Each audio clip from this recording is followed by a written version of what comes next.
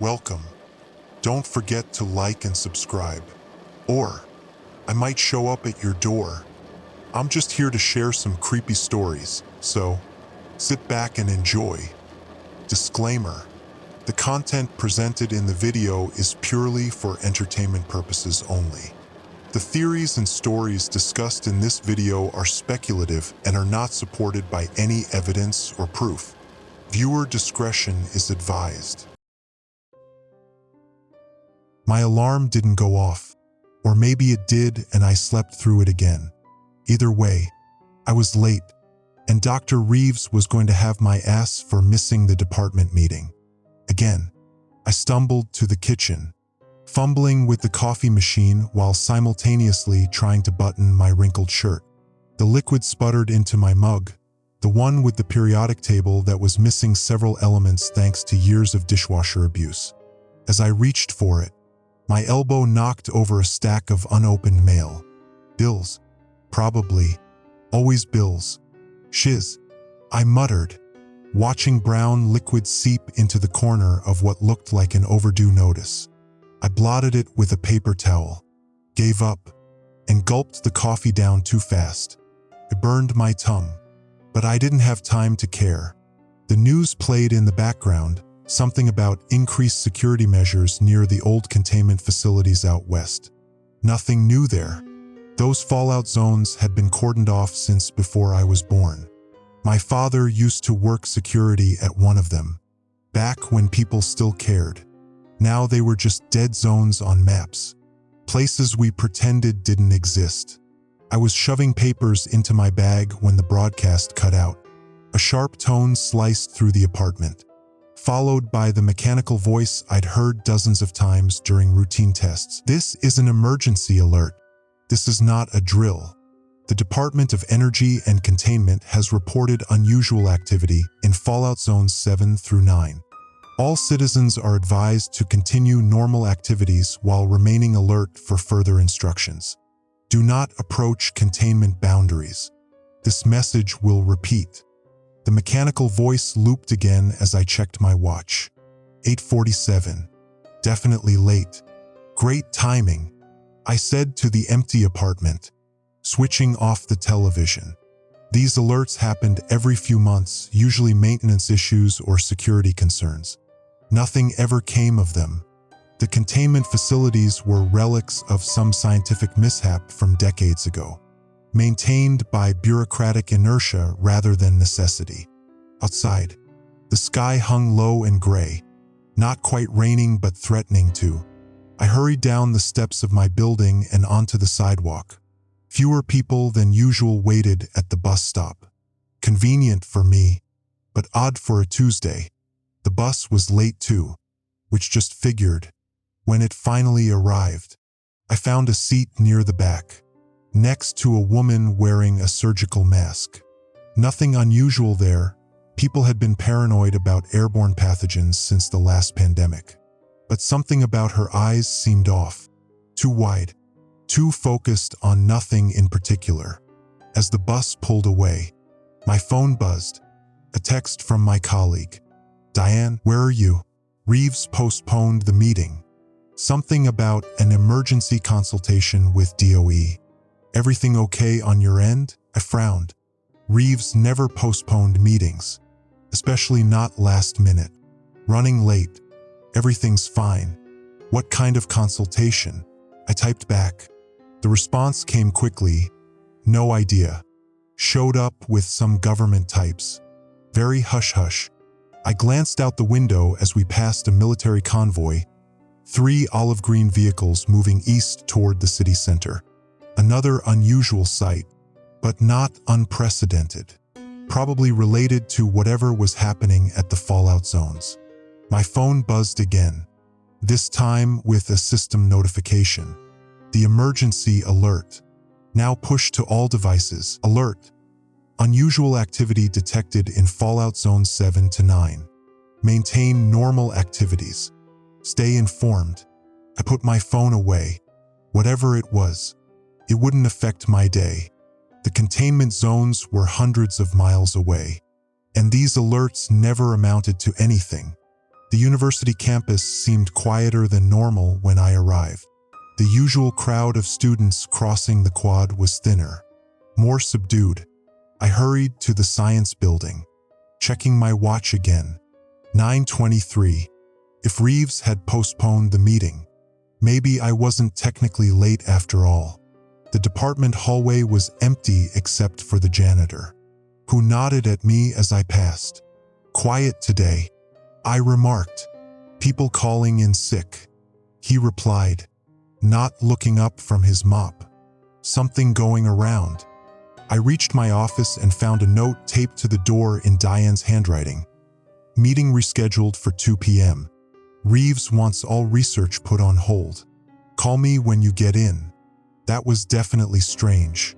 I unlocked the door and flipped on the lights, then immediately noticed something was wrong. My desk had been cleared, papers stacked neatly rather than in their usual organized chaos. Someone had been here. I called Diane, who answered on the first ring.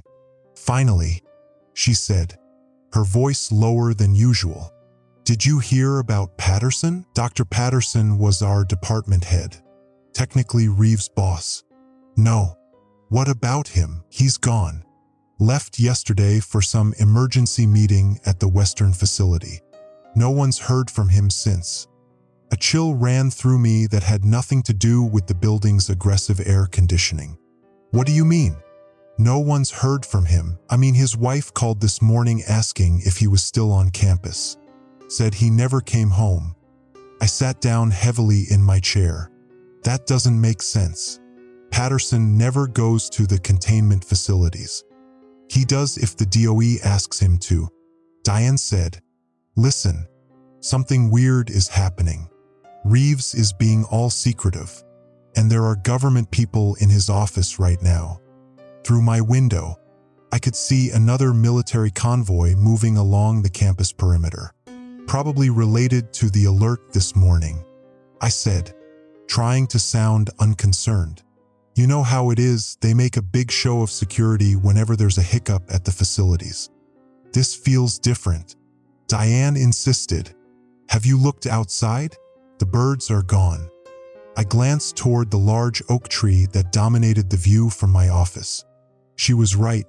The usual chorus of sparrows and starlings was conspicuously absent. "It's going to rain," I offered. "Animals sense that kind of thing."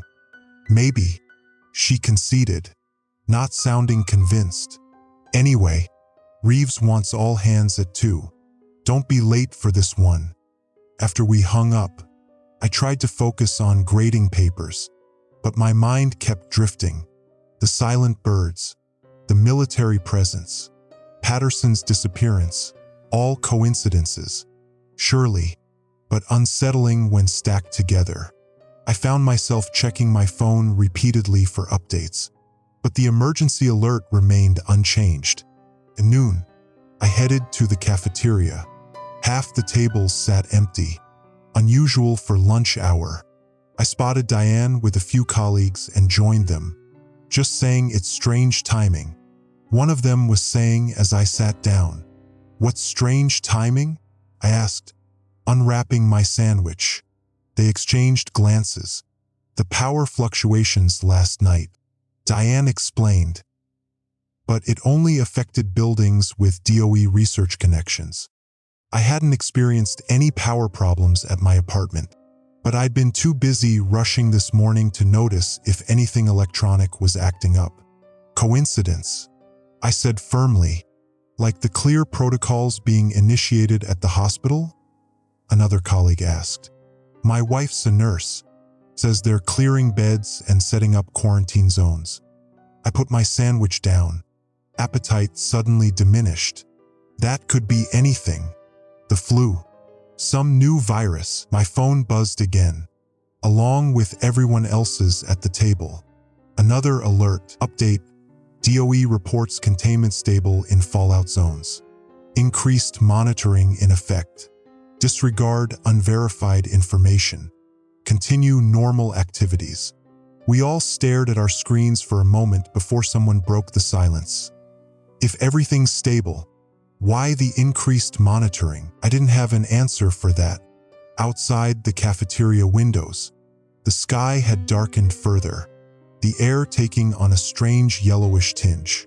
Not quite stormlight, but something similar. Wrong. Somehow. I'm sure we'll get answers at the meeting, I said, not believing it myself. I gathered my uneaten lunch and stood. I'm going to prepare my notes. But back in my office, I found myself searching online for information about the fallout zones instead.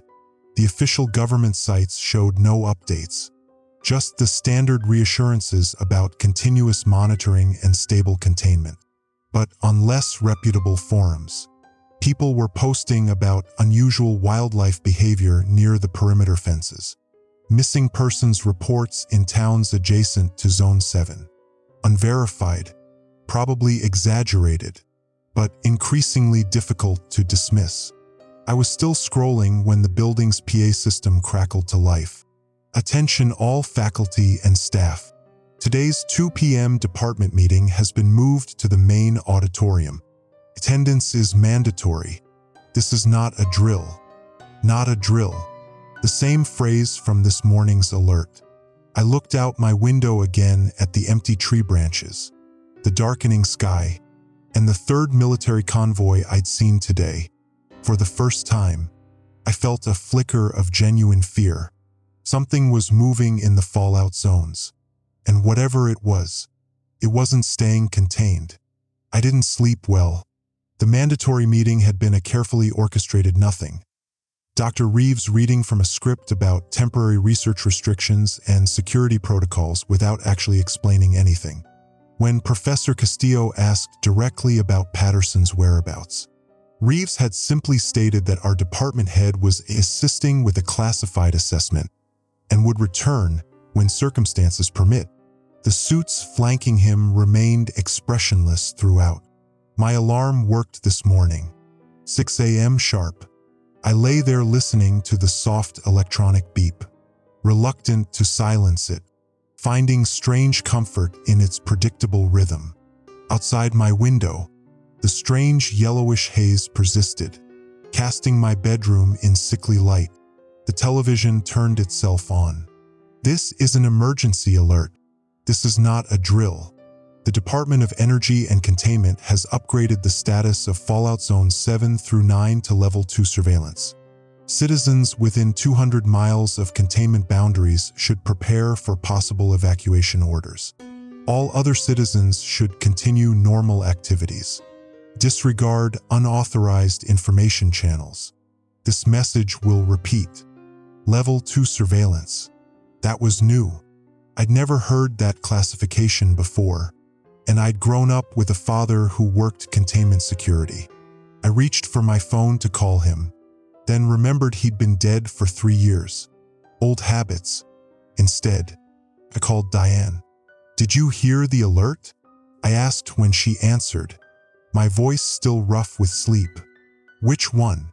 Her tone was tense.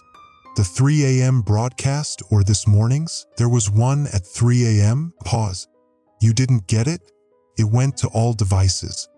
I checked my phone's alert history. Nothing between yesterday afternoon and this morning's message. What did it say? Something about anomalous readings and shelter protocols. It woke me up, but when I tried to record it, my phone crashed. Can't find any mention of it online either. The sick feeling from yesterday intensified. That's concerning. No shiz. Listen, I'm not coming in today. My brother's driving up from Westbrook to get me. You should leave the city too. Westbrook. That was less than 150 miles from Zone 8. The evacuation warning was for people within 200 miles of the boundaries. I reminded her. And you believe that's the actual safe distance? Come on. You're smarter than that. I got out of bed and moved to the window. The street below was busier than usual for 6 a.m. Cars packed with belongings. People walking quickly. Some wearing masks. "What about the meeting yesterday?" I asked. Reeves made it sound like everything was under control. Diane laughed, a harsh sound without humor. Reeves left campus immediately after. Security saw him being escorted to a helicopter on the athletic field. Still think everything's under control. My mind raced to process this. Reeves gone. Patterson missing. Evacuation warnings that changed by the hour. I need to think. I said, don't think too long. Diane replied, cell networks were spotty all night. Internet too. Whatever's happening, they're locking down information. After hanging up, I tried several news sites, most loaded normally, filled with the usual headlines about political scandals and celebrity gossip. Almost conspicuously normal. Only one smaller outlet mentioned the fallout zones, describing the situation as routine maintenance requiring temporary security measures. I showered and dressed quickly, then packed a small bag with essentials. Not that I was leaving, not yet, but the pragmatic part of my brain insisted on being prepared. As I zipped the bag closed, my building's fire alarm began to wail, followed by the superintendent's voice over the intercom. All residents are required to attend an information session in the lobby. This is mandatory. Please proceed to the lobby immediately. I hesitated, then grabbed my bag and keys.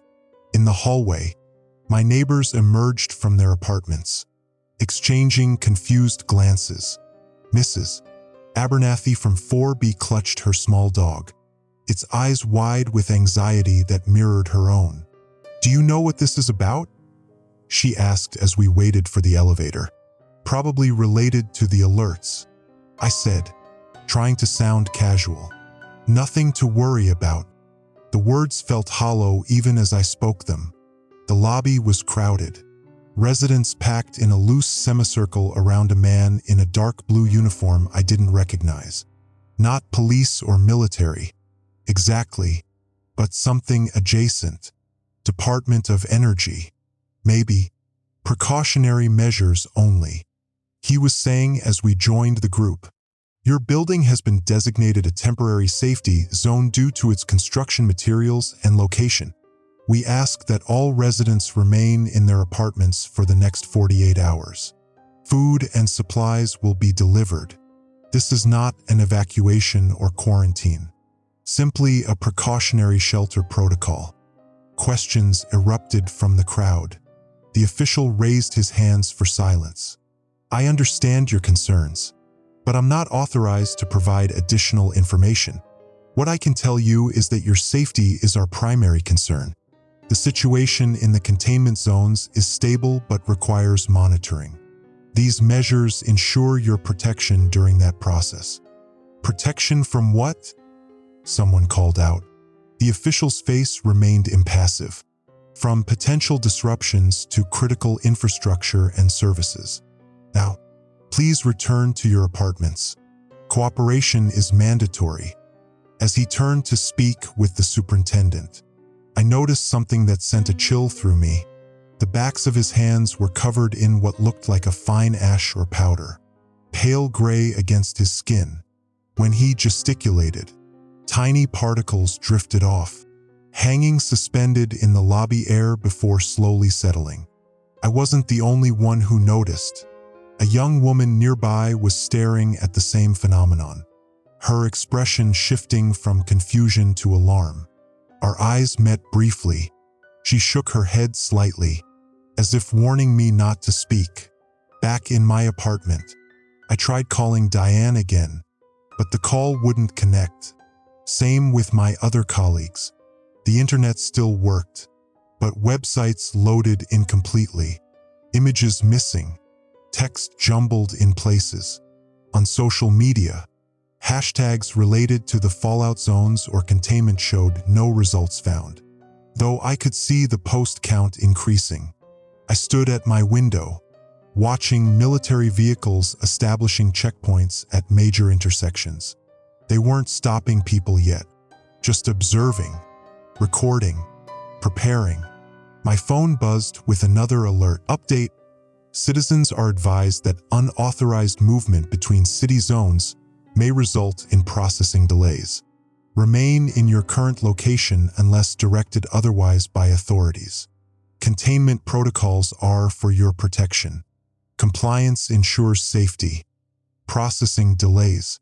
Containment protocols. The clinical language made my skin crawl. This wasn't about the fallout zones anymore. This was about containing the city itself. The television turned on again without my input. Volume higher than before. This is an emergency alert. Reports of communication disruption are the result of necessary security protocols. Do not attempt to circumvent information management systems. The situation in Fallout Zones 7 through 9 remains under assessment. Temporary anomalies in environmental conditions should be reported but not cause for alarm. Stand by for further. The broadcast cut out mid-sentence, replaced by harsh static. Through the noise, I could almost make out words, not the mechanical voice of the alert system, but something else. Something that sounded almost like my name, repeated with increasing urgency. I switched the TV off and unplugged it for good measure. My phone rang, an actual call, not an alert. Unknown number, but I answered anyway. Hello, heavy breathing. Then, is this Dr. Redacted? A woman's voice, strained. Yes. Who is this? Listen carefully. I don't have much time. I'm calling from Facility 8. Patterson sent me your contact before communications went dark. My heart pounded. What's happening out there? It's not contained. It never was. The fallout, it's not radiation or contamination. She lowered her voice to a whisper. It's conscious, adaptive. The barriers are still holding, but it's learning, finding new vectors. People are changing. Not physically, not at first, but their behavior, their thought patterns. A sharp sound interrupted her, glass breaking. Perhaps, they're here, she said, suddenly calm. Remember, it spreads through perception. The more you understand it, the more vulnerable you become. Don't try to make sense of what you see. That's how it gets in. The line went dead. I stood frozen, phone still pressed to my ear, as a new alert illuminated my screen. Emergency directive. Disregard all unauthorized communications regarding fallout zones. False information is being disseminated by malicious actors. Report any suspicious contacts to authorities immediately. Your compliance protects national security. Outside my window, the yellow haze had darkened to amber, thick enough now to obscure buildings across the street. And within it, just at the edge of perception, something moved. Not people or vehicles or birds, but patterns in the air itself, shifting, watching, waiting, understanding. I realized with mounting horror, was indeed the most dangerous thing of all. I woke with a start, disoriented. The power was out. My phone showed 5:42 a.m., battery at 23%. I didn't remember falling asleep, just sitting at my kitchen table, monitoring the street, making notes about the increasing frequency of military vehicles.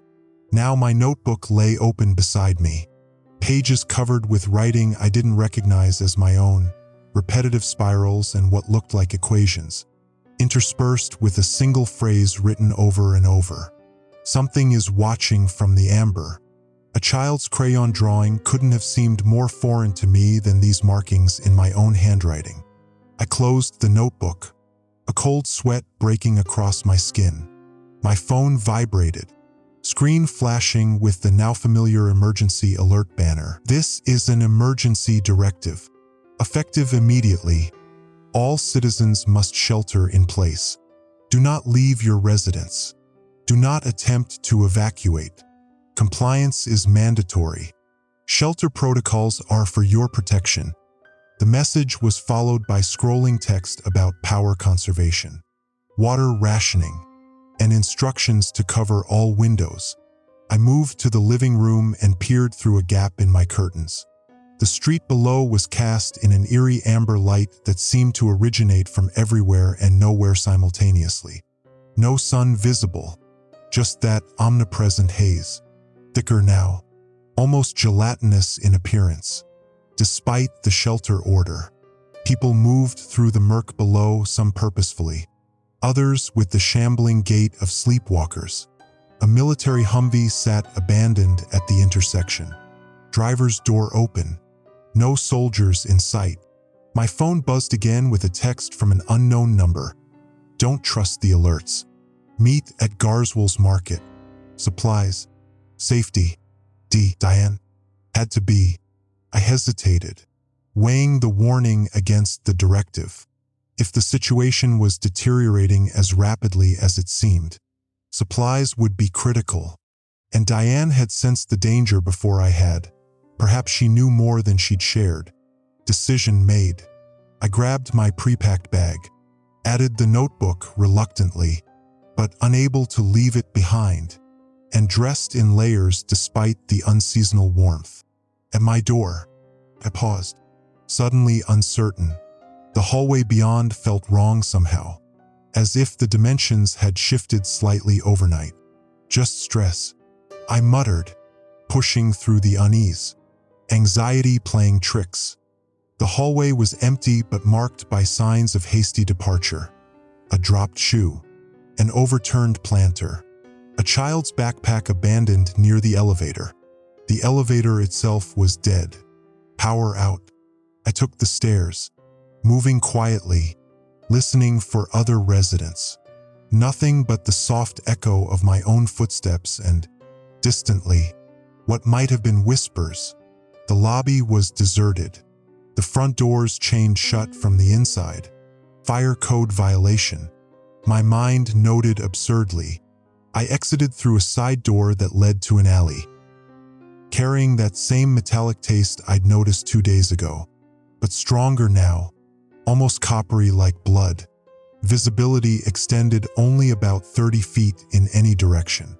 Sounds reached me muffled and directionally ambiguous: car alarms, breaking glass, an occasional shout, all seeming to come from everywhere at once. I oriented myself toward Garswell's, 5 blocks east. Under normal circumstances, a 10-minute walk, but these weren't normal circumstances. 2 blocks in, I encountered the first bodies, not casualties of violence as I'd initially feared, but empty. 3 people sprawled on the sidewalk, clothing intact, no visible injuries, yet unmistakably vacant. Their eyes were open, reflecting the amber light, but fixed on nothing. Their mouths hung slack, skin already taking on a grayish tinge like old putty. No signs of decay yet. This was recent. I knelt beside the nearest one, a middle-aged man in a business suit. His flesh yielded normally to my touch. Still warm. I checked for a pulse. Found none. Yet something about him didn't read as dead to my senses. More like vacated, as if whatever animated him had simply stepped out. In his breast pocket, a Department of Energy ID badge, Dr. Martin Chun, Containment Research Division. Jesus, I whispered, backing away. One of Patterson's colleagues. What was he doing here? And what had happened to him? A noise behind me, footsteps, quick and deliberate. I turned to see a figure emerging from the haze, wearing what looked like a makeshift hazmat suit assembled from rain gear and a modified gas mask. Don't touch them, a muffled female voice warned. It spreads through contact now. The figure approached cautiously, keeping distance between us. Did you make physical contact? Just checked for a pulse, I said, holding up my hands. Who are you? What happened to these people? The figure tilted their head, considering me through the mask's clouded viewplate. You still seem yourself. For now. A hesitation. Then, it's Rosa. Dr. Rosa Mendez, Patterson's lab. I recognized the name, one of the quantum physicists studying theoretical applications of containment field technology.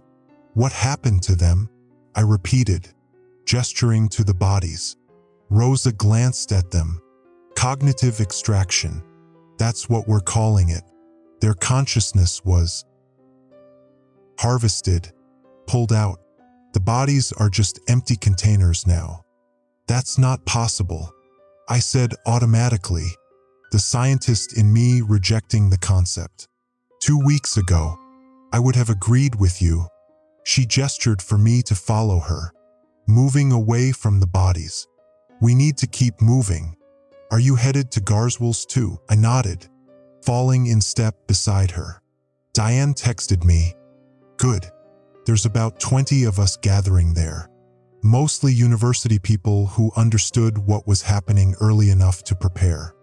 We moved through the amber murk, Rosa leading us on a circuitous route that avoided main streets. Twice we froze as military vehicles passed, their headlights cutting weakly through the haze. The soldiers inside sat rigid, eyes forward, moving in perfect unison, a synchronization no training could explain. They're gone too, Rosa murmured after the second vehicle passed. Not empty like the others, but occupied, repurposed. By what? I asked, though I wasn't sure I wanted the answer. Rosa was silent for several steps. We called it quantum entanglement consciousness, QEC, a theoretical state where consciousness exists as a wave function rather than a particle-based phenomenon. She glanced at me. It was supposed to be impossible outside a controlled environment. But something changed in Fallout Zone 8. I processed this as we walked. My specialty wasn't quantum physics, but I understood enough about wave function collapse and observer effect to grasp the implications. You're saying some kind of conscious quantum field escaped containment. Not escaped, Rosa corrected. Expanded. The containment field didn't fail, it evolved. Became permeable to certain frequencies of consciousness while still containing others. She tapped her mask. These help a little. Filter visual input. Disrupt the perceptual patterns it uses to establish quantum resonance with our brains. But they're not perfect. We turned a corner and Garswell's Market came into view. A 2-story brick building with boarded windows and makeshift barricades around its perimeter. A figure on the roof tracked our approach through binoculars. One more block, Rosa said. Stay close. The concentration of what? Amber. That's not fog or dust or any atmospheric phenomenon. It's the visible manifestation of QEC saturation. Where it's dense, reality itself becomes malleable. The air around us seemed to thicken, the amber taking on swirling patterns that moved independently of the wind. From the corner of my eye, I glimpsed movement, a suggestion of limbs or tendrils or geometries that shouldn't exist in three-dimensional space. Don't look directly at it, Rosa warned sharply. Perception collapses its wave function, makes it real. I kept my eyes on the ground, fighting the instinctive urge to identify the movement. Ahead, the market's reinforced door swung open. A figure waved us forward urgently. Run, Rosa said. Now, we sprinted the final distance, the air growing viscous around us, that metallic taste intensifying until I could barely breathe. The patterns in my peripheral vision multiplied, taking forms that made my brain itch with wrongness. Behind us, something that wasn't footsteps followed, a rhythmic distortion of space that compressed and expanded like a grotesque heartbeat. We reached the door, were pulled inside, the heavy barrier slamming shut behind us.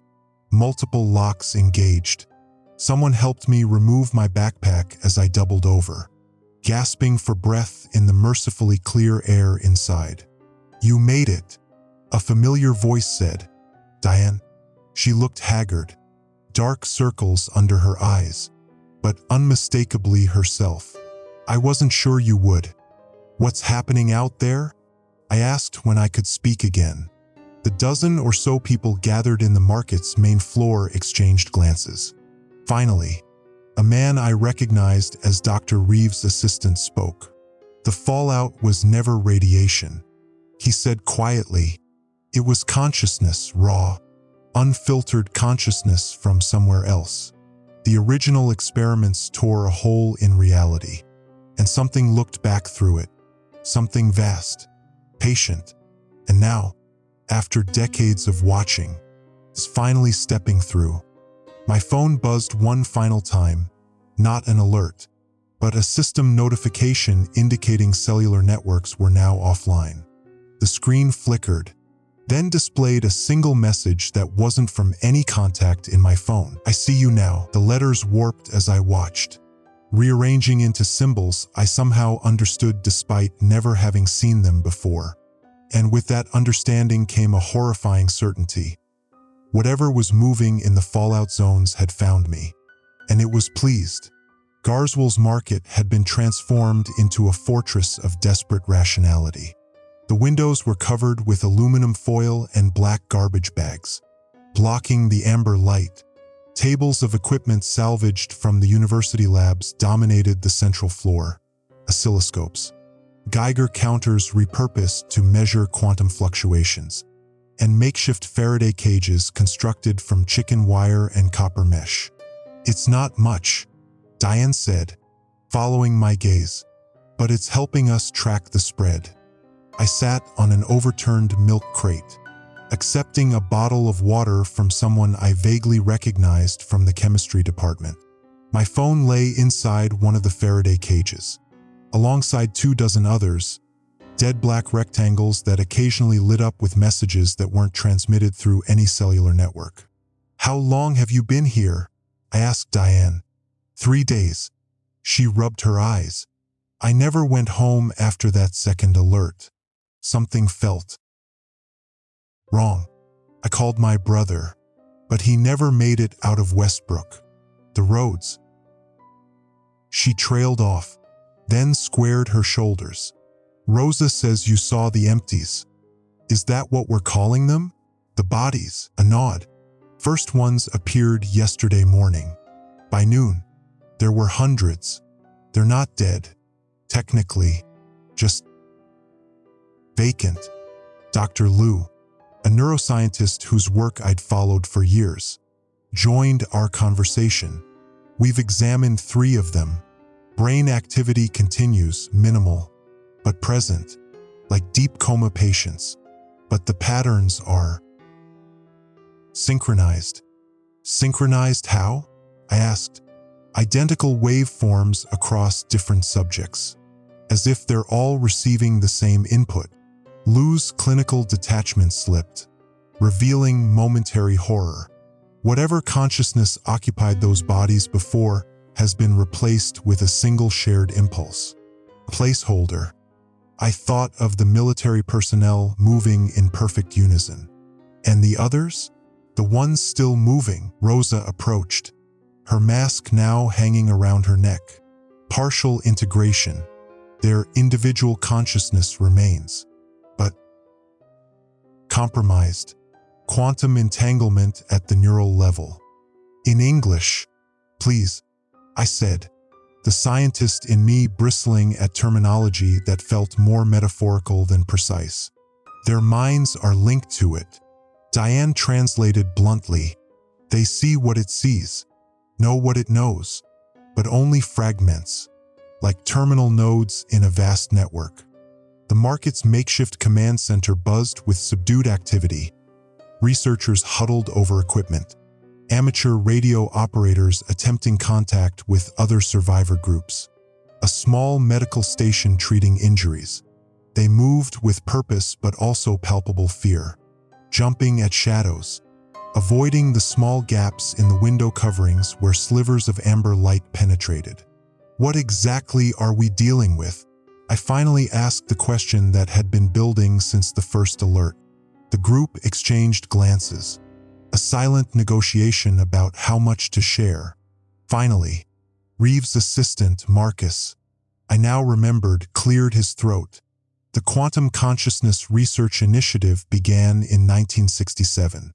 He said quietly, theoretical at first, then practical applications once the technology caught up. By the late 80s, they'd achieved something extraordinary, a field-generated state of pure consciousness, disembodied but self-aware. That's impossible, I said automatically. That was the consensus. Marcus agreed. Until it wasn't. The breakthrough should have revolutionized our understanding of consciousness. But something went wrong. The field expanded beyond containment parameters, absorbing the consciousness of the researchers. The government classified everything, established the fallout zones, told the public it was radiation. Rosa took over. For decades, it remained stable, contained but not destroyed. Researchers studied it remotely, developed better containment protocols. But 2 weeks ago, something changed. The field began to evolve, develop new properties, the ability to transmit itself without direct contact. Through perception, I said, remembering her warning. She nodded. At first, only direct observation caused entanglement. Now it's more sophisticated. It can spread through electronic communications, shared understanding, even abstract models of itself. I thought of my notebook filled with equations I didn't remember writing. Is that why the military is compromised? They were monitoring it too closely. Partly, Lou said. But there's more. The QEC doesn't just observe, it learns, adapts. Each consciousness it absorbs adds to its complexity. And it's not just passive absorption anymore. It's actively harvesting. A chill ran through me. Harvesting for what purpose? No one answered immediately. The silence stretched, punctuated only by the soft beeping of monitoring equipment. We don't know, Diane finally admitted, but we have theories. Before she could elaborate, a violent tremor shook the building. Dust rained from the ceiling. Equipment toppled. The lights flickered, then stabilized. They're getting stronger. Someone murmured. What was that? I asked, steadying myself against a shelf. Reality fluctuations. Rosa explained. When concentration of the amber reaches critical mass in an area, physical laws become elastic. Space-time temporarily destabilizes. Another tremor, stronger this time. In the corner, a small television that had been silent suddenly switched on, displaying only static. Through the white noise, a voice spoke, not through the speakers, but directly into my mind. I am closer now. I understand what you are, what you all are. Fascinating constructs, temporary vessels. Soon you will join the unity. I wasn't the only one who heard it. Around the room, people pressed hands to their ears, faces contorted in pain or fear.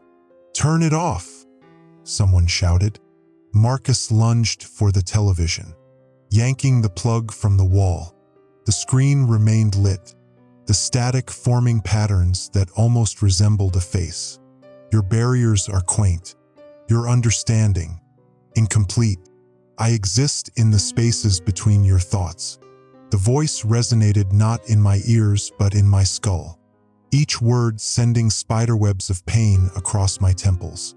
I stumbled to the Faraday cage, retrieving my notebook. The equations I'd unconsciously written now seemed to shift on the page, rearranging themselves into new configurations that momentarily made perfect. Terrible sense before dissolving into incomprehensibility again. It's accelerating, I said, not sure how I knew but certain nonetheless. The integration process, it's happening faster than you predicted. Rosa examined the notebook, her face paling. These are containment field equations. Advanced ones. How did you? I don't know. I woke up and they were there. Another tremor, violent enough to throw several people to the floor. The market's front windows shattered despite the coverings. Amber light pouring through the gaps like viscous fluid. Where it touched bare skin, it left momentary impressions, fingerprints of light that sank beneath the surface. "We need to move," Diane shouted. The backup location now. People grabbed essential equipment, medical supplies, the Faraday cages. A rear exit had been prepared, a short tunnel dug through the market storage area to an adjacent building. We moved hurriedly, passing equipment hand to hand down the line. I found myself last in line, helping Marcus disconnect the final monitoring station. As he crawled into the tunnel, he looked back at me. "Don't linger," he warned. "The amber, it's thickest around individuals it's marked." "Marked?" He nodded toward my hands. I looked down to see faint amber traces circling my wrists like luminous bracelets, pulsing in time with my heartbeat. "What does it mean?" "It selected you for something." His eyes were wide with a fear beyond panic, a primal recognition of something fundamentally wrong. "The equations. The connection, you're a priority target." Another violent tremor. Part of the ceiling collapsed behind us. "Go," I urged him. "I'm right behind you." As Marcus disappeared into the tunnel, I glanced back at the market's interior, now filling with amber light that moved with deliberate purpose.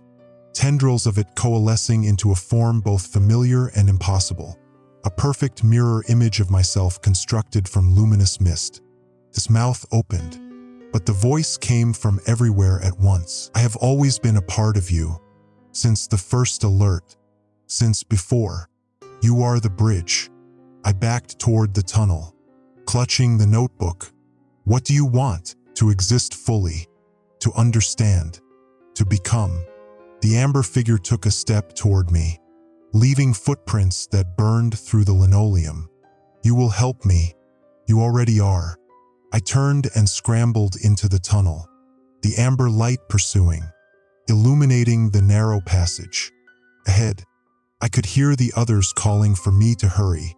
Behind, reality itself seemed to warp and fold, space compressing like an accordion. When I emerged on the other side, gasping and disoriented, Diane grabbed my arm. "What happened? You're glowing." I looked at my skin, now traced with intricate amber patterns that resembled circuit boards or ancient glyphs. "I think," I said slowly, watching the patterns pulse with each heartbeat. "It's using me to understand human consciousness, to map it." Rosa examined my arms with scientific detachment that barely masked her horror. "Not just to understand it," she whispered, "to replace it." Outside, a new emergency alert blared from the city's sirens, the mechanical voice distorted but still recognizable. "This reality is being decommissioned. Please stand by for integration." And somewhere distant but approaching, something vast continued to move through the fallout zones toward the heart of the city. Toward us. Toward me. The emergency broadcast system blared to life at exactly 5:17 a.m., jolting me from fitful sleep. I'd barely managed 3 hours after spending most of the night documenting everything I'd seen, trying to make sense of a world rapidly coming undone. "Attention all citizens. This is not a test. Mandatory evacuation order in effect for all districts. Proceed immediately to designated evacuation centers. Bring only essential items. Military personnel will guide you to safety. This message will repeat." The voice was different this time, female, with an unsettling flatness. Previous alerts had featured the standard male voice with its practiced cadence. This one sounded rushed, recorded by someone unfamiliar with the equipment.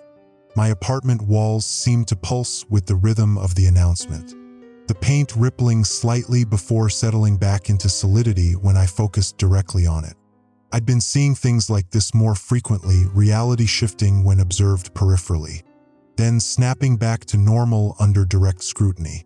I threw essential items into my backpack: water bottles, energy bars, first aid kit, flashlight, the notebook where I'd been documenting everything. I hesitated before taking my phone. The battery was draining at an alarming rate even when turned off, and the few calls that connected lately had been filled with voices that didn't sound quite right, as if someone was approximating human speech without understanding it.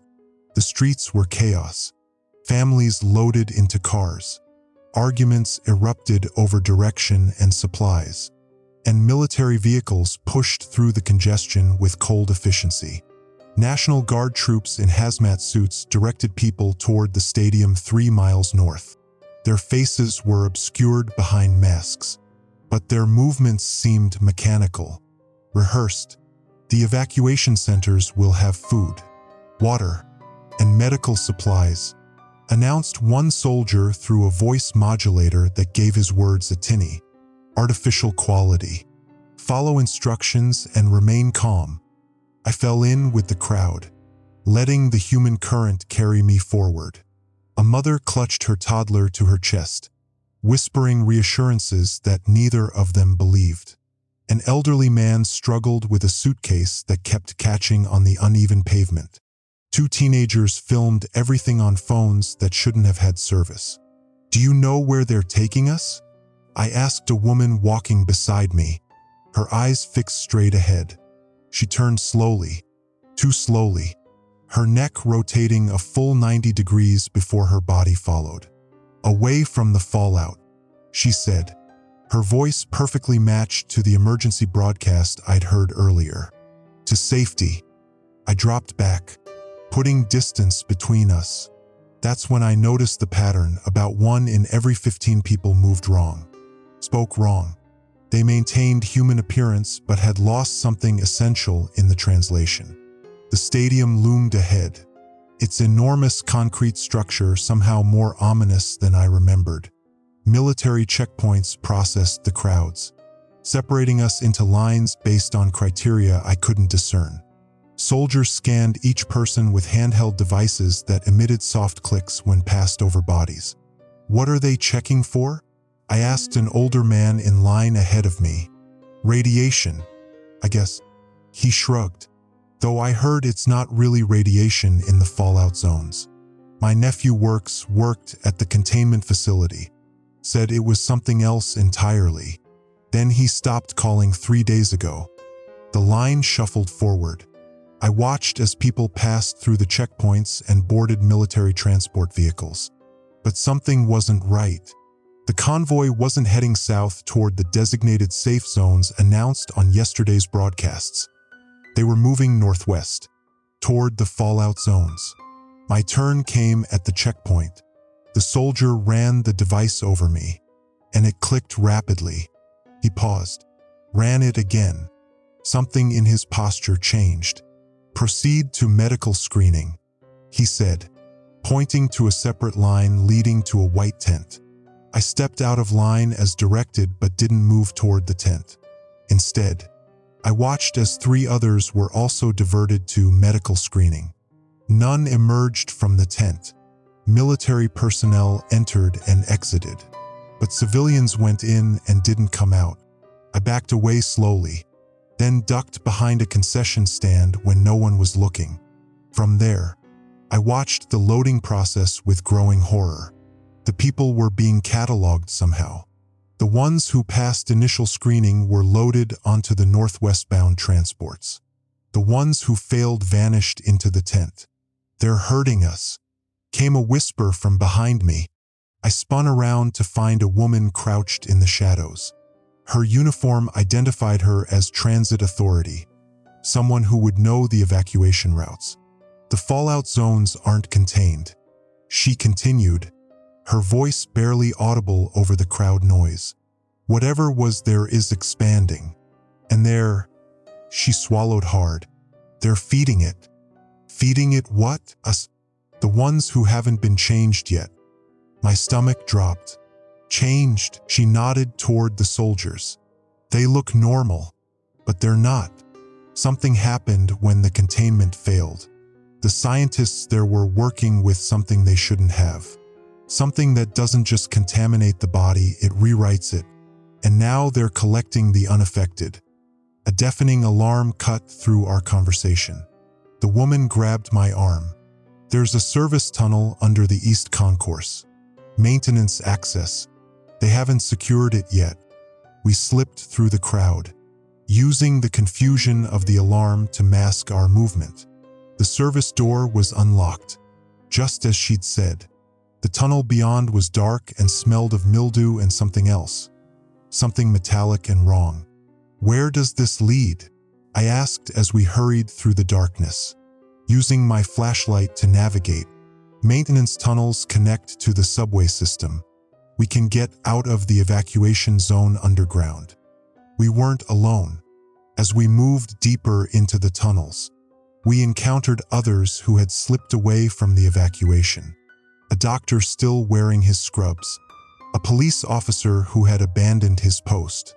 A group of college students who had been monitoring emergency broadcasts and recognized the contradictions.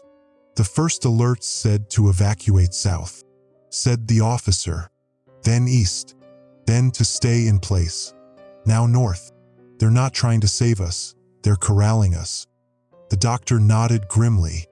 I was at Memorial when the first cases came in. People from the containment zone. They weren't radiation victims.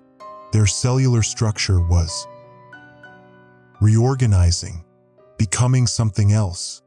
What are we supposed to do now? One of the students asked, voice cracking. No one had an answer. We continued through the tunnels, eventually emerging 3 miles from the stadium in an abandoned subway station. The emergency broadcasts were still playing above ground, now instructing all citizens to proceed to their nearest evacuation center for processing and transportation to safety. We gathered in an empty maintenance room, sharing what we knew. The transit worker had maps of the city, including service tunnels and evacuation routes. The police officer had radio communications indicating military perimeters. The doctor had witnessed firsthand the effects of exposure, and I had my notebook full of observations about the shifting reality and contradictory alerts. Together, we pieced together a horrifying truth. The fallout wasn't radiation, but something that altered reality and consciousness itself. The containment facility hadn't been built to protect us from some past disaster. It had been built to contain whatever they were experimenting on. And now it was free, moving through the fallout zones, expanding its influence. And the evacuation wasn't to save us. It was to feed us to whatever had escaped. As night fell, we heard the military transports rumbling overhead, all heading northwest now, no longer hiding their destination, no longer pretending. The emergency broadcast system switched on once more, the message now chillingly clear. Attention! All civilians report for processing. Resistance is futile. The transition has begun. This is the final alert. I looked at my newfound companions, united by terrible knowledge. We had escaped the failed evacuation. But to what end? The world was changing around us, reality fracturing at its seams, and whatever waited in the fallout zones was coming for everyone eventually. We were just buying time, and time itself was becoming an increasingly unreliable concept. We found temporary refuge in the basement of an abandoned public library 3 miles east of the subway station.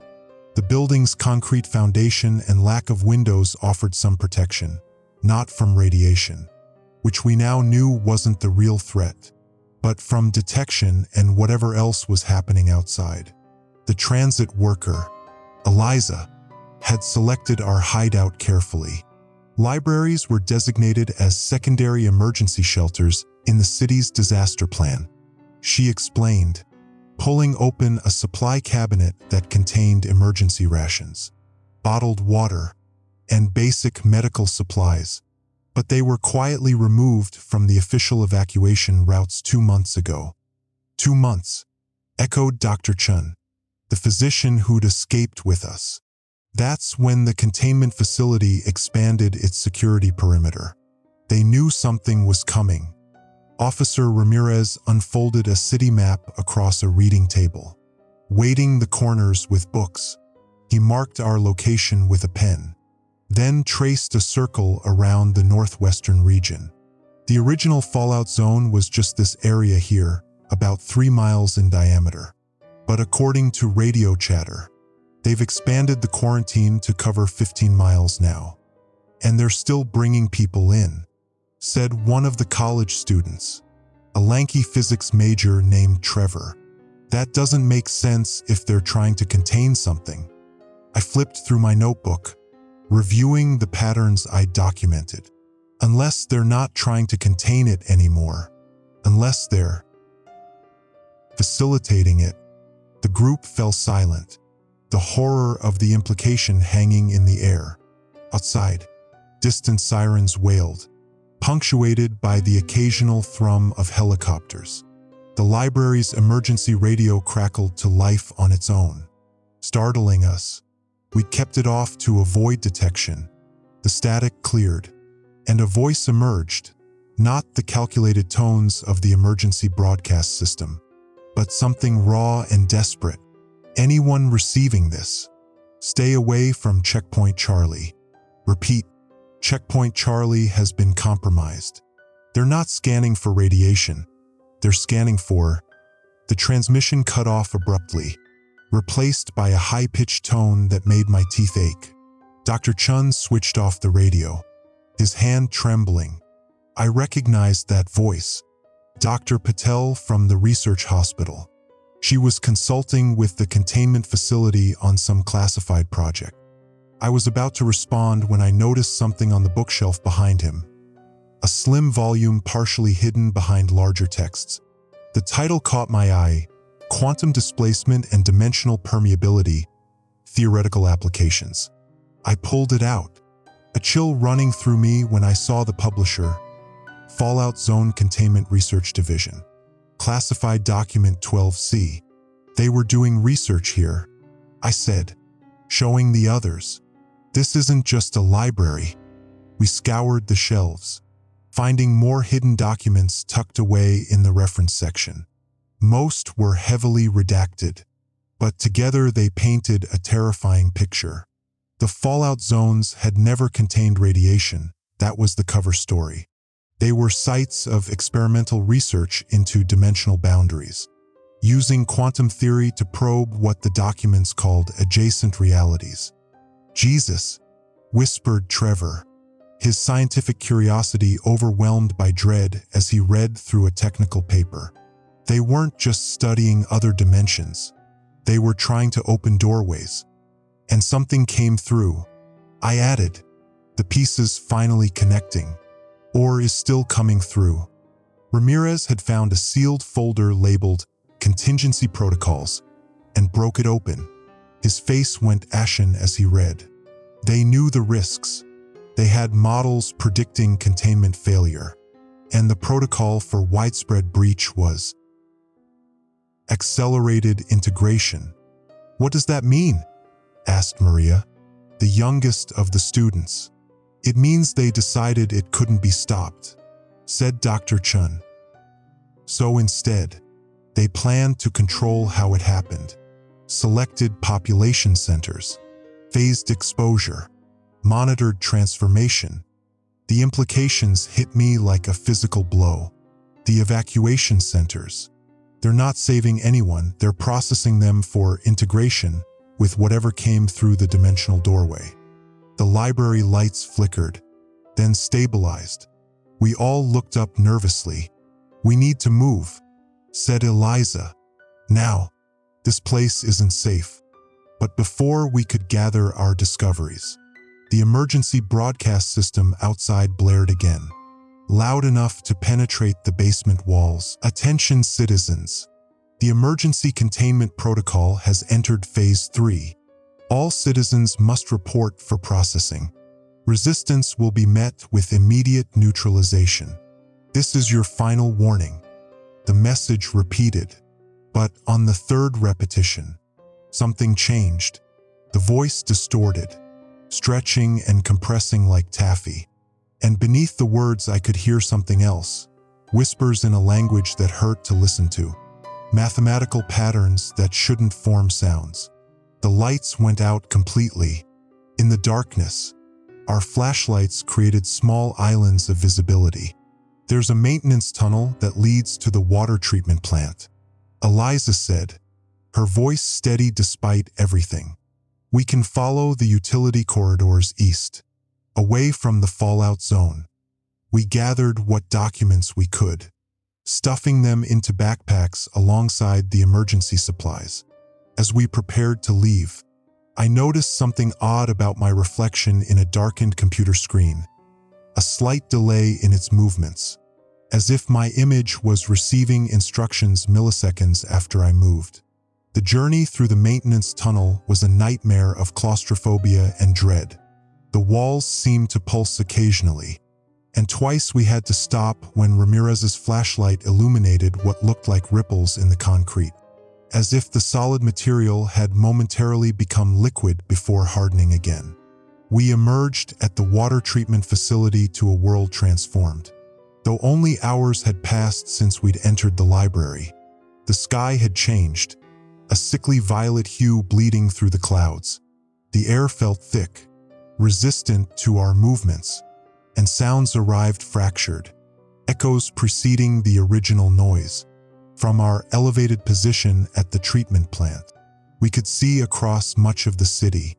Military roadblocks had been established at major intersections, but they were no longer stopping people from leaving. They were preventing anyone from escaping the city limits. And beyond the northwestern perimeter where the containment facility stood, something was happening to the landscape itself. The horizon seemed to bend upward, defying perspective, buildings and streets warping as if viewed through curved glass. "What is that?" Maria whispered, pointing to strange, geometric patterns forming in the sky above the fallout zone. They resembled nothing in nature, fractals that shifted and rearranged themselves, spreading outward like an ink blot in water. Reality breaking down, Trevor answered, his scientific mind still trying to process what his eyes were seeing. The boundary between dimensions isn't just thinning, it's dissolving. As we watched, horrified, a military helicopter approached the distortion. It seemed to elongate as it neared the patterns, stretching impossibly before snapping back like a rubber band. Then it simply unraveled, components separating and floating in formation for several seconds before disappearing entirely. The emergency broadcast system activated again, but this time it came from everywhere, not just speakers, but from the ground beneath our feet, the air around us, even seeming to emerge from our own thoughts. "We are the fallout. We are moving. We are becoming. You will join us." The message repeated, but with each iteration, it spoke more directly to me, as if learning my thought patterns, discovering the unique frequency of my consciousness. By the fifth repetition, I could have sworn it was using my internal voice, speaking directly into my mind. "You have always been part of us. You just don't remember yet." I looked at my companions and saw the same horror reflected in their eyes. Whatever had escaped the containment facility wasn't just changing our world, it was changing us. And deep down, I feared that the process had already begun, long before the evacuation, perhaps from the very first emergency alert. The truth wasn't just horrific, it was incomprehensible. We spent the night in an abandoned maintenance shed at the water treatment facility, taking turns keeping watch. No one slept much. The sky pulsed with those unnatural geometric patterns, expanding outward from the fallout zone like a slow-motion explosion frozen in time. The air tasted metallic, and occasionally objects would vibrate without cause, pens rolling uphill, water droplets hanging suspended before shattering into perfect geometric fragments. By morning, Our group dynamics had shifted. Trevor sat in the corner, muttering equations and drawing complex mathematical symbols that he insisted were trying to communicate. Maria kept checking her reflection in a broken mirror, convinced her face was subtly rearranging itself when she wasn't looking. Officer Ramirez had grown increasingly paranoid, his hand never far from his service weapon. "We need to keep moving east," Eliza insisted, though her confident demeanor had cracked around the edges. "If we can reach the county line, maybe we can find others who know what's happening." Dr. Chun shook his head. "The county line is just an arbitrary boundary. Whatever's happening doesn't care about our maps." "Then what do you suggest?" she snapped. "I don't know," he admitted, "but I think we need to understand what we're dealing with before we can escape it." I hadn't told them about the notebook yet, the pages I didn't remember writing. When I'd woken that morning, if morning still had any meaning under that violet sky, I'd found my notebook open beside me. Fresh entries filled several pages, written in my handwriting but with subtle differences, sharper angles, letters occasionally reversed. The content described events that hadn't happened yet. Ramirez turning his gun on Trevor, accusing him of changing. Eliza discovering a tunnel that led deeper underground rather than east. Dr. Chun revealing he had worked at the containment facility. I closed the notebook, disturbed, only to find it open again moments later to a new page with a single sentence. "Time isn't linear anymore. I think we should split up," Ramirez announced suddenly, his eyes darting between us. "Some of us could be compromised." "That's ridiculous," Eliza said. "We need to stick together." "Do we?" Ramirez's hand twitched near his holster. "Trevor hasn't stopped drawing those symbols, and I heard him speaking in his sleep. Not in English." Trevor looked up, his eyes bloodshot. "They're not symbols. They're equations. The mathematics of dimensional translation. I can see them now, how reality folds. It's beautiful." "See?" Ramirez pointed accusingly. "He's one of them." "One of what?" Dr. Chun stepped between them.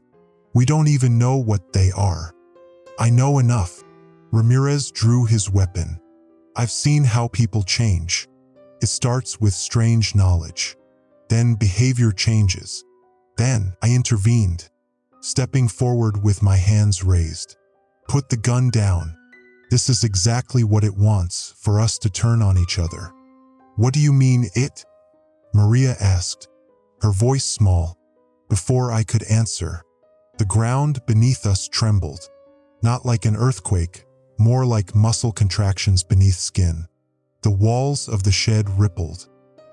I could see through them to something else, not the treatment facility outside, but a vast, incomprehensible landscape of shifting geometries and colors that shouldn't exist.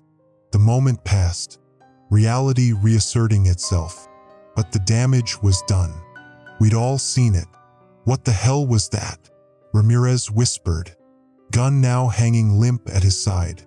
"Reality thinning," Trevor said, sounding almost reverent. "The dimensional boundaries are collapsing faster than predicted." "Than predicted?" I repeated. "How would you know what was predicted?" Trevor blinked rapidly, confused. I don't know." The words just came. Dr. Chun approached him slowly. "Trevor, have you ever been to the containment facility?" "No, I'm just a physics student." "But..." He looked down at the symbols he'd drawn, as if seeing them for the first time. "These aren't my equations. I don't know where they're coming from." A cold realization washed over me. I opened my notebook and turned to the predictions I'd found that morning. The words describing Ramirez turning on Trevor. The next prediction was about to unfold. "Eliza," I said carefully, "have you found any other tunnels here? Besides the one we came through?" Her face went blank. "Yes, There's a maintenance shaft behind the filtration tanks. It goes deep, much deeper than it should. I was going to tell everyone, but I forgot. Just as written in my notebook. Dr. Chun. I continued, dreading the answer. Did you work at the containment facility? The silence stretched for several heartbeats. Not as an employee. He finally said, I was a consultant. They brought me in when the first anomalies appeared, medical anomalies. People changing at the cellular level. Ramirez raised his gun again. You knew what was happening and you didn't tell us. I signed non-disclosure agreements, and I only saw the medical effects, not the cause. They compartmentalized everything. It doesn't matter now, I said, stepping between them. None of our past matters because it's not fixed anymore. Something is rewriting us, our memories, maybe even our actions. To prove my point, I showed them the notebook. They crowded around, faces pale as they read predictions of conversations we just had, written hours before they occurred. This is impossible, Maria whispered. Not impossible, Trevor said. Just non-linear. If time is another dimension, and the dimensional barriers are collapsing. He trailed off as a new emergency alert blared, not from speakers this time, but seemingly from within our own minds. Attention. Dimensional integration proceeding as scheduled. Phase 4 initiated. All remaining personnel prepare for final transition. The voice paused, then continued in a tone that felt intimate, directed specifically at each of us. We see you. We know where you hide. We are already inside you. Ramirez cracked first. He fired his weapon at the wall, at the floor, at shadows that weren't there. Get out of my head, he screamed. Dr. Chun tried to restrain him, but Ramirez shoved him away with inhuman strength before running out the door. We heard his footsteps receding, followed by more gunshots, then silence. We need to see what's down that shaft, I said, turning to Eliza. She nodded numbly. It's this way. The tunnel behind the filtration tanks descended at an impossible angle, far steeper than should have been structurally sound. The air grew colder as we climbed down the rusted ladder, yet somehow more dense, pressing against our skin like a living thing. At the bottom, a massive circular chamber opened before us, clearly not part of the original water treatment facility. The walls were lined with screens showing feeds from across the city, evacuation centers, military checkpoints, empty streets. But most disturbing were the screens showing us, from angles that couldn't exist, from inside our own eyes. They've been watching us, Maria gasped, all along. Not just watching, Dr. Chun said, his voice hollow. They've been guiding us here. In the center of the chamber stood a pedestal holding a single document. As I approached, I recognized my own handwriting covering the pages. It was a complete record of everything we'd experienced, everything we'd said, including conversations we hadn't had yet. The final page held a simple message. The collapse of reason is not the end. It's the beginning of understanding. I looked up at my companions, the horrible truth finally dawning. We weren't witnessing the end of the world. We were witnessing its transformation, and we had helped design it. No one spoke as we climbed back up from the monitoring chamber. The revelation that we were being watched, had always been watched, settled over us like a shroud. Even more disturbing was the document with my handwriting, chronicling events that hadn't yet occurred. I'd torn out the remaining pages, unable to face whatever future they predicted. When we reached the surface, the world had changed again. The sky had darkened to a deep bruised purple, and the geometric patterns had spread to cover nearly half the visible horizon. Buildings in the distance appeared to flicker in and out of existence. sometimes replaced by strange crystalline structures that defied physics. "What now?" Maria asked, her voice barely audible. She hadn't stopped trembling since we'd seen the screens showing perspectives from inside our own eyes. Dr. Chun had grown quieter, more withdrawn after his confession about the containment facility. Now he looked up, his face set with grim determination. "I know where we need to go." "Where?" Eliza asked. "The containment facility itself, the primary research center where it all started." Trevor shook his head violently. "That's suicide. It's ground zero for whatever's happening." "Exactly," Chun replied. "And if there's any way to stop this, the controls would be there." "Stop it," I echoed. "Is that even possible at this point?" Dr. Chun reached into his pocket and pulled out a security badge I hadn't seen before. I wasn't just a medical consultant. I was part of Project Threshold, the team studying biological adaptation to dimensional shift.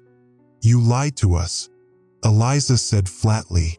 "I compartmentalized, just like everyone else at the facility. It was need to know. But now, you need to know." He took a deep breath.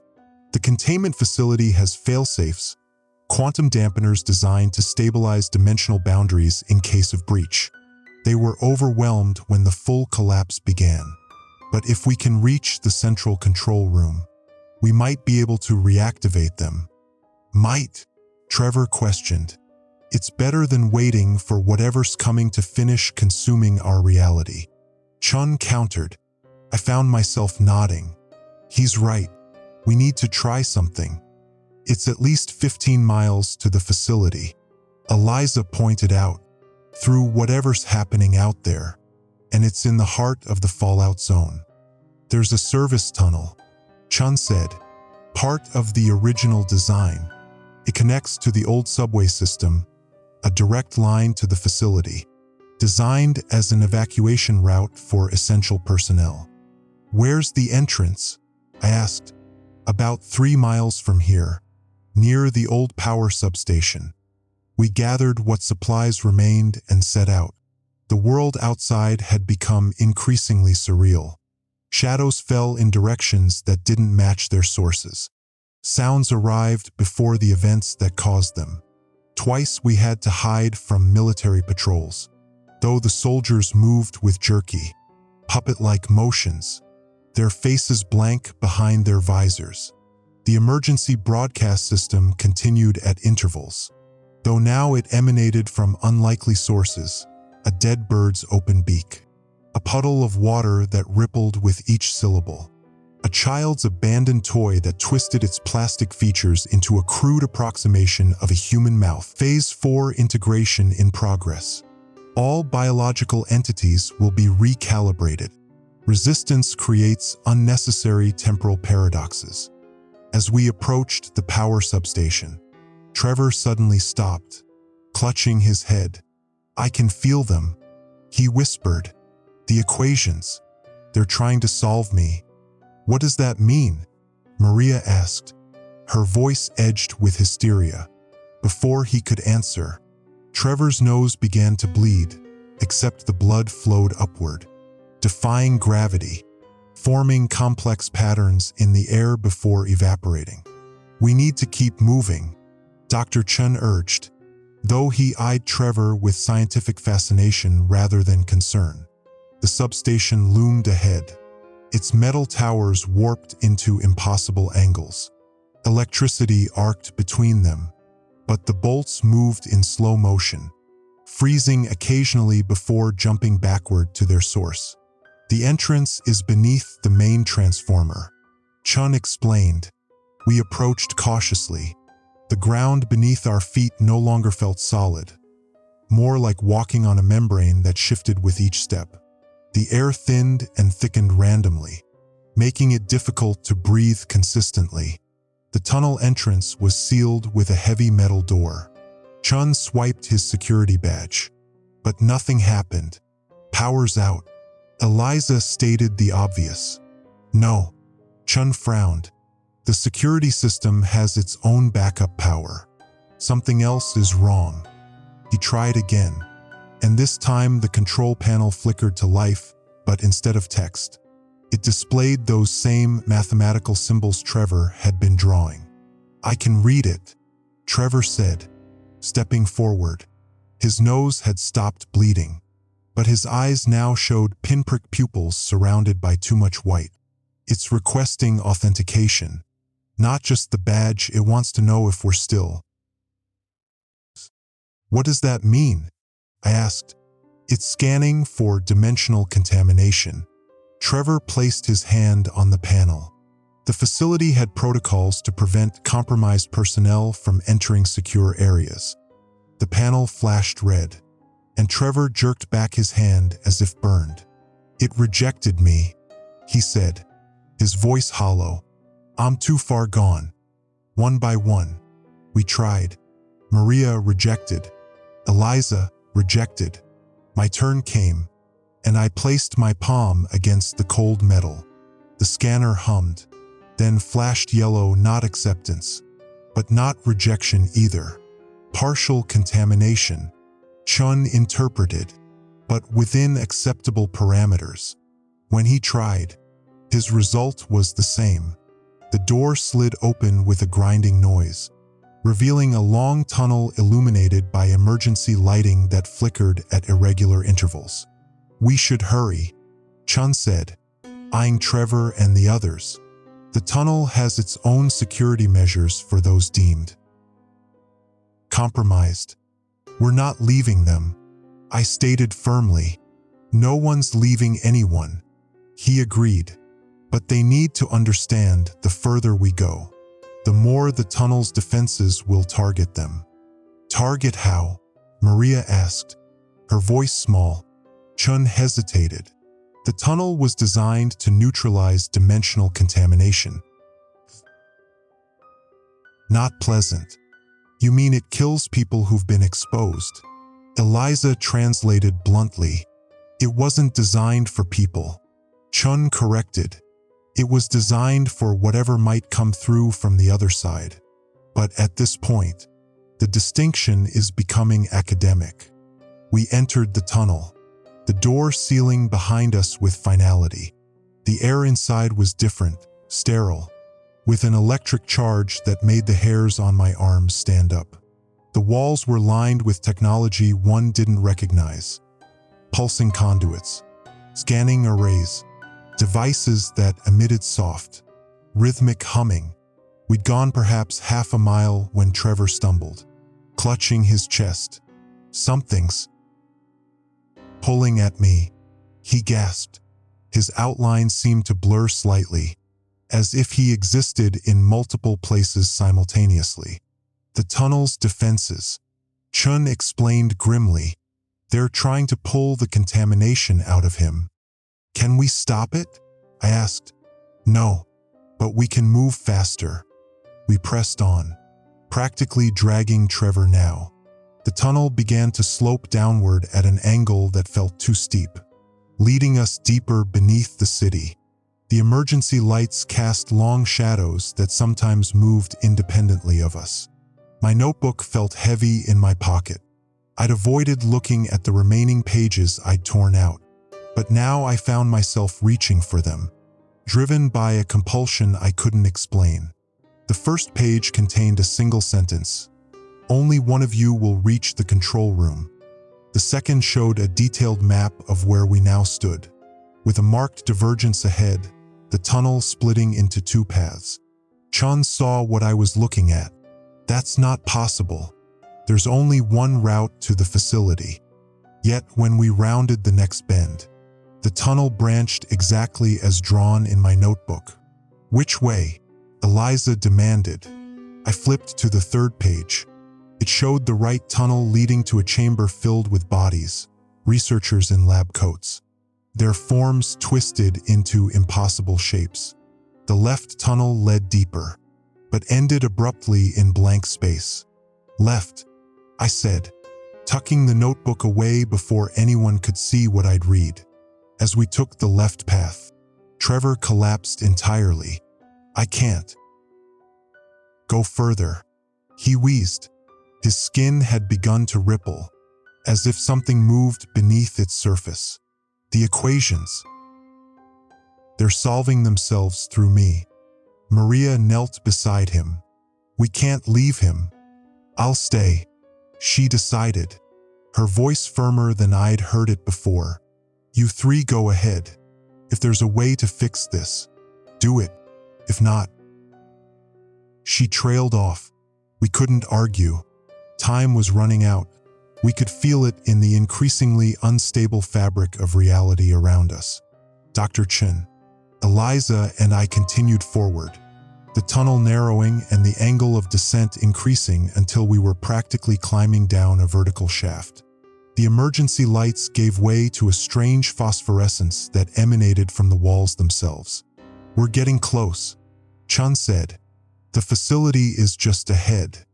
The tunnel ended abruptly, opening onto a vast underground cavern that shouldn't have been possible. And in the center stood the containment facility, a massive complex of brutalist architecture. Surrounded by equipment I couldn't begin to comprehend. But something was wrong. The building was decades old, crumbling in places, covered in a strange, iridescent growth. This doesn't make sense, Chun whispered. I was here 3 days ago. It wasn't like this. A final emergency alert echoed through the cavern. But this time it came from the facility itself. Welcome home. You have been expected. The containment facility loomed before us, a monument to human arrogance now reclaimed by something beyond comprehension. Its concrete walls were veined with luminescent filaments that pulsed with sickly light. Windows that should have been dark instead flickered with impossible colors. The entire structure seemed to breathe, expanding and contracting subtly with a rhythm that matched the beating of my heart. This is wrong, Dr. Chun whispered, his scientific detachment finally cracking. I was here 3 days ago. It was operational. There were guards, researchers, containment protocols. Time isn't working right anymore, Eliza suggested, her voice hollow. Maybe this is the facility in the future, or the past, or both simultaneously, I added, remembering the predictions in my notebook. We approached cautiously. No alarms sounded. No guards appeared to stop us. The massive entrance doors hung partially open, twisted on their hinges as if something immensely powerful had forced its way out or in. Inside, emergency lighting cast long shadows across what had once been a security checkpoint. Desks were overturned, screens shattered, dark stains marked the walls and floor, but they didn't look like blood, more like scorch marks from some intense energy. The control center would be below, Chun said, stepping carefully over debris. 5 levels down. Does your access card still work? I asked. He tried it at a nearby door panel. Nothing happened. We'll have to find another way. As we searched for stairs or an elevator, I felt a strange sensation, like being watched from multiple angles simultaneously. I turned, half expecting to see security cameras, but instead found only reflective surfaces, broken screens, shattered glass, polished metal. In each, my reflection appeared slightly wrong, movements out of sync, expressions I wasn't making.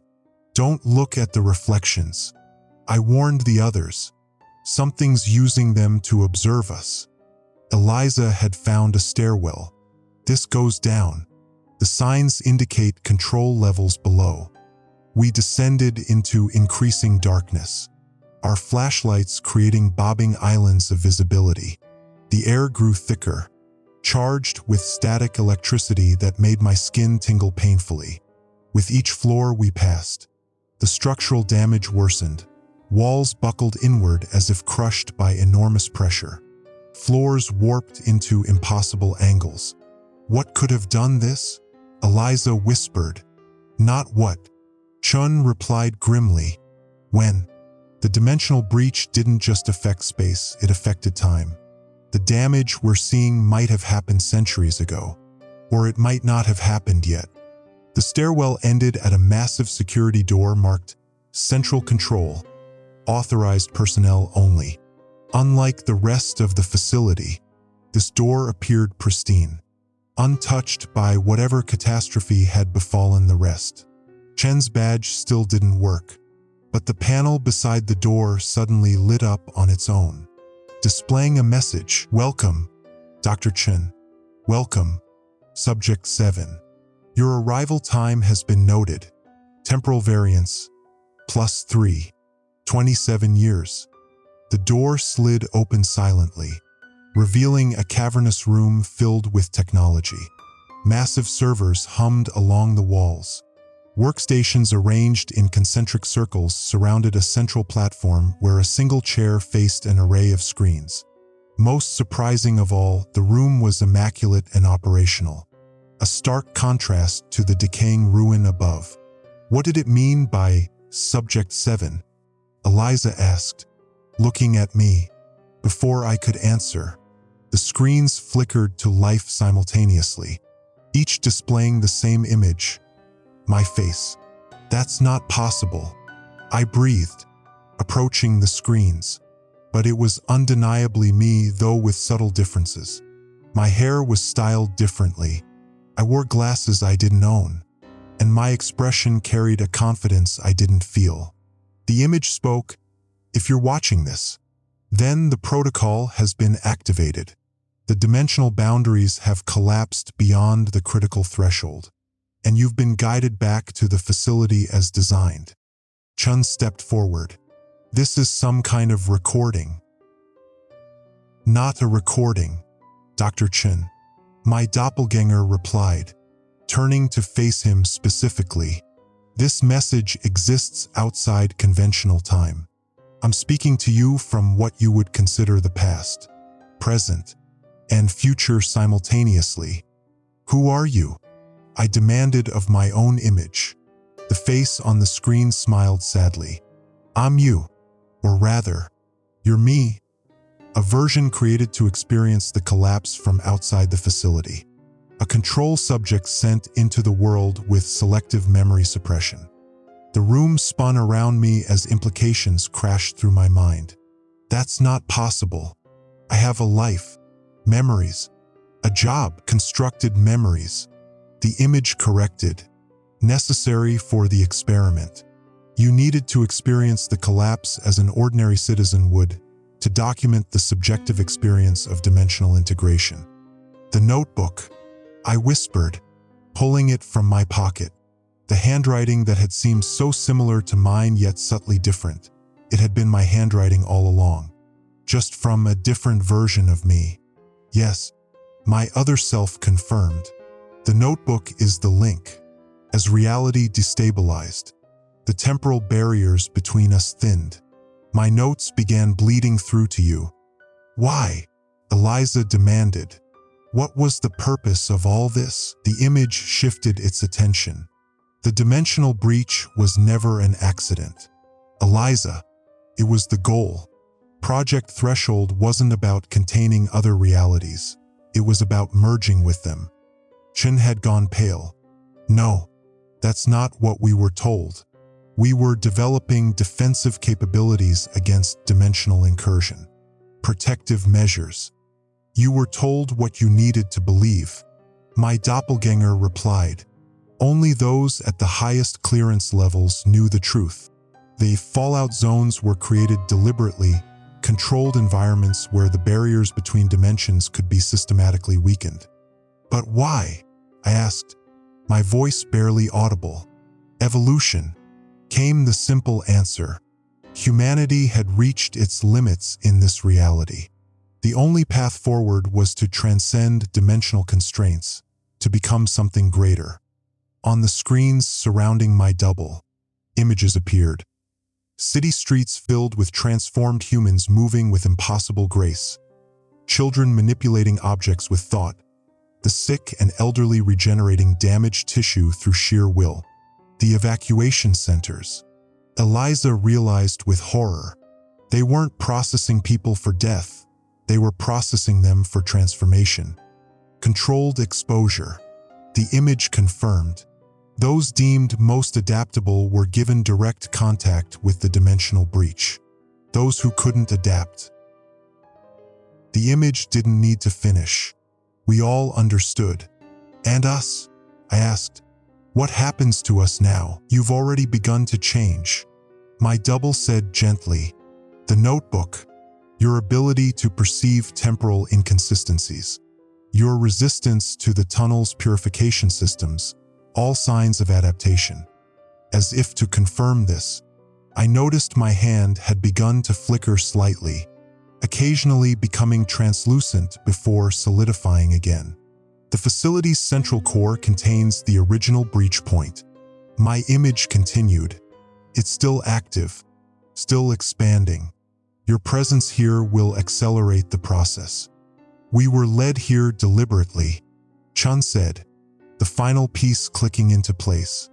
The emergency broadcasts, the evacuation chaos, it was all designed to drive us toward this moment. Yes, confirmed my other self. And now the final broadcast can begin. The screens changed, showing live feeds from across the city, the country, the world. In each, emergency broadcast systems activated simultaneously. But this time, the message wasn't text or audio. It was pure information, mathematical patterns, quantum equations, dimensional coordinates transmitted directly into human consciousness. What have you done? I whispered. Given humanity its future. My double answered calmly. The integration can't be stopped now. It was always meant to happen across all timeline variations, all possible realities. Eliza had backed away toward the door, but it had sealed behind us.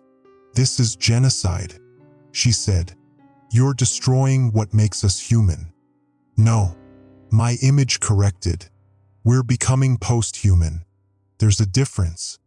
Chun had moved to one of the workstations, his fingers flying across controls. There must be a way to contain the breach, to reverse the process. The only one who could have stopped it was you, Dr. Chun. My double said. That's why we needed you here, to complete the circle. Your biometric signature is the final key. Chun froze, looking down at his hands on the console, where his fingers touched the surface.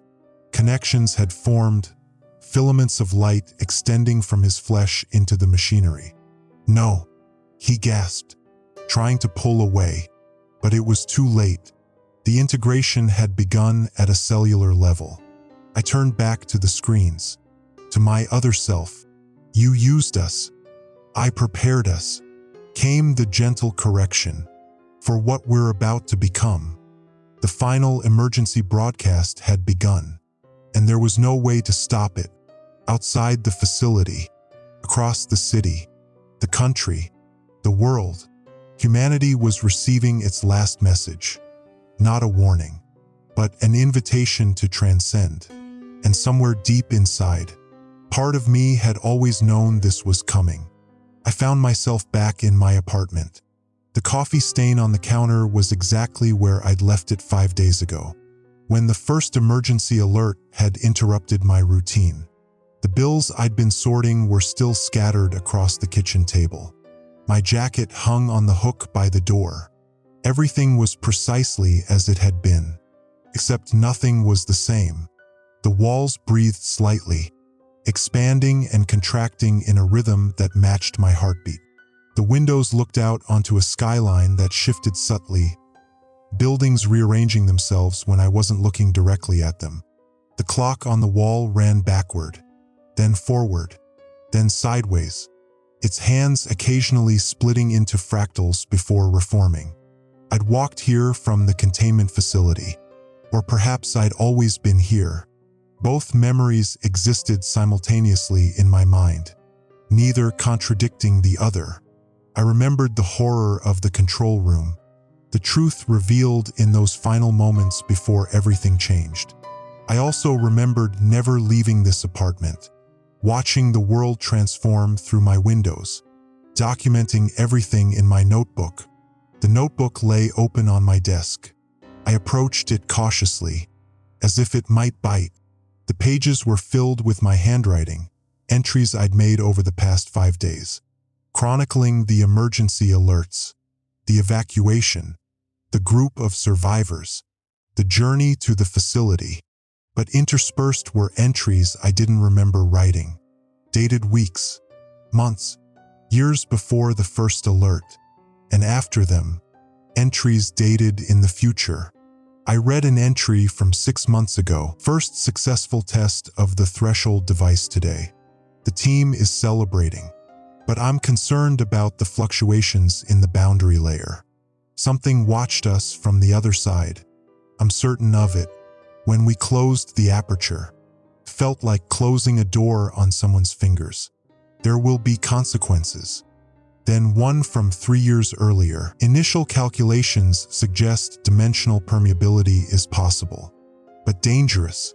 The mathematics indicate that opening a stable threshold requires a quantum observer effect on a massive scale, millions of simultaneous observers, all perceiving the same event. The emergency broadcast system could theoretically serve this purpose. My hands trembled as I flipped forward to entries dated after today. Day 37 after integration. The transformation is accelerating. Those who resisted are gone now. Those who accepted the change are becoming something new. I document this knowing I am the last one who remembers what we were before. Soon, even that will fade.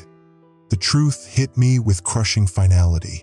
I hadn't stumbled onto a government conspiracy or an accident at a research facility. I had helped create it. The emergency alerts, the evacuation, the containing and channeling of the population, all of it had been orchestrated to achieve a specific outcome, to focus millions of observers on a single point of dimensional weakness, creating the conditions necessary for whatever lay on the other side to break through. And I had been part of the team that designed it. Why couldn't I remember? Had I fragmented my own memories, hiding the truth from myself? Or had the collapse of dimensional boundaries disrupted my personal timeline, scattering my consciousness across multiple points of my existence? The emergency broadcast system activated one final time, not from my phone or television, but from within my own thoughts. Integration complete. Threshold achieved. Thank you for your service. I moved to my window and looked out at what had once been my city. The transformation was beautiful in its terrible completeness. Buildings had become crystalline structures that defied Euclidean geometry. Streets flowed like rivers of light, and the sky was a window into somewhere else entirely. People moved through this new landscape, if they could still be called people. Their forms shifted fluidly between human and something else, something that existed in more dimensions than we were designed to perceive. They didn't seem afraid. They seemed enlightened. A knock at my door. I opened it without hesitation. Beyond fear now, Dr. Chun stood there, but not as I had last seen him in the control room. This version was calm, composed, his form stable despite the reality warping around us. "You remember now," he said. It wasn't a question. "I helped design it," I replied. "The Threshold Project. I was part of the team." He nodded. "The lead scientist. Actually, the emergency alert system was your idea, using mass observation to create the quantum conditions necessary for breakthrough." Why didn't I remember? A precaution. We fragmented our memories, distributed them across timeline variants.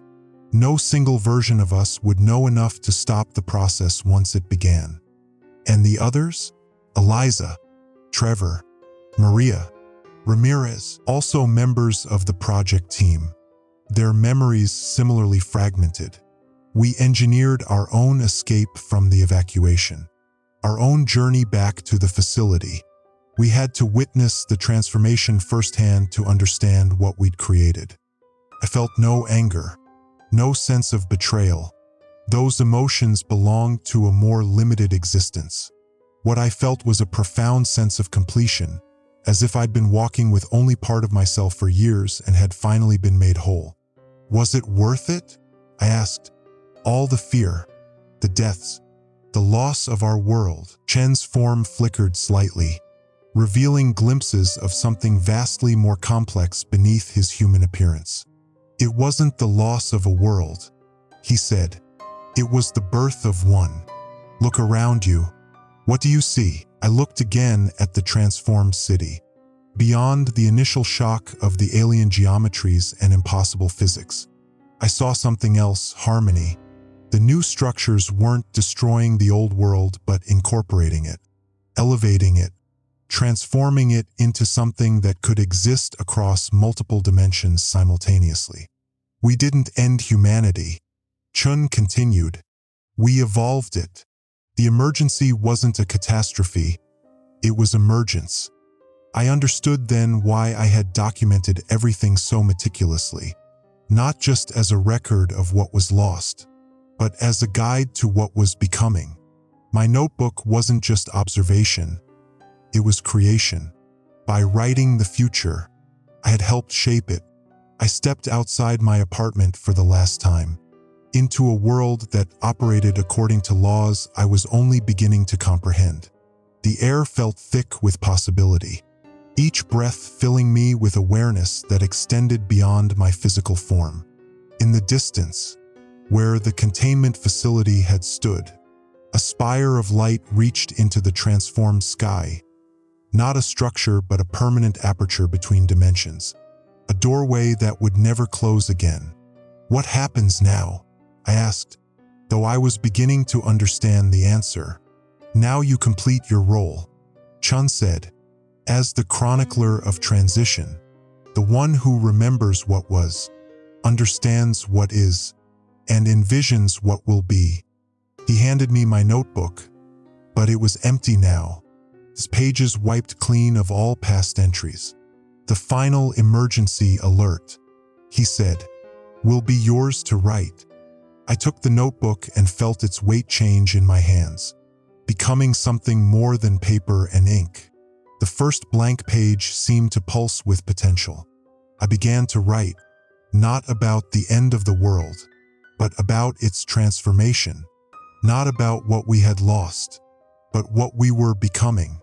Not about horror, but about transcendence. As I wrote, I felt my own form begin to shift, expanding beyond the confines of flesh, beyond the limitations of singular existence. I was becoming like the others, something that could exist across multiple dimensions, multiple timelines. Simultaneously, I understood at last what had been moving in the fallout zones. It had been us all along, our future selves, reaching backward through time, guiding us toward inevitable evolution. I set down my pen and surrendered to the change.